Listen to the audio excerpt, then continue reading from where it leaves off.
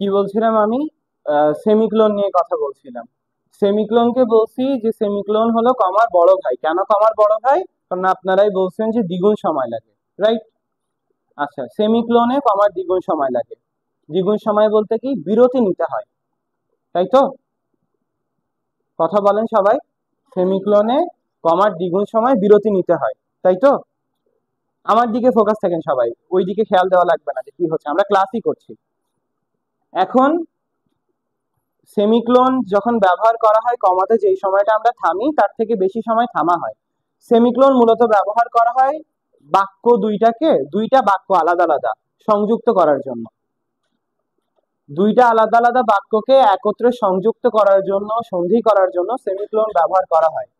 উদাহরণ গতদিন যেরকম দিচ্ছিলাম, আজ দিনটা ভালো নয়, সেমিক্লোন, বাইরে বৃষ্টি হচ্ছে বা অনেক সময় ধরে বৃষ্টি হচ্ছে।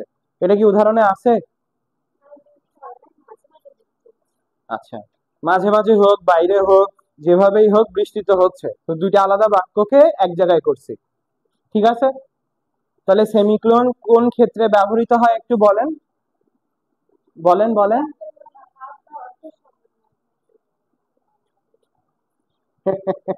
একজন বললো, বললেন ওইটাই। আচ্ছা, দুইটি বাক্যকে সংযুক্ত করার জন্য, একত্রিত করার জন্য, দুইটা আলাদা আলাদা বাক্য, যেরকম আজ দিনটা ভালো নয় একটা বাক্য, এবং এই বাক্যটা কি, মাঝে মাঝে বৃষ্টি হচ্ছে। সবাই কথা বলবেন, ঠিক আছে? আজ দিনটা ভালো নয় একটা বাক্য, মাঝে মাঝে বৃষ্টি হচ্ছে একটা বাক্য। দুইটা বাক্যতে হয়তো দাঁড়িয়ে বসতো, দুইটা বাক্য আলাদা আলাদা হয়ে যেত।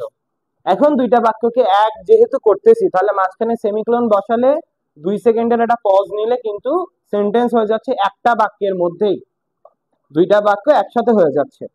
আজ দিনটা ভালো নয়, মাঝে মাঝে বৃষ্টি হচ্ছে, বা বাইরে বৃষ্টি হচ্ছে, বা অনেক রোদ, বাইরে অনেক রোদ, যেটাই বলেন, ঠিক আছে?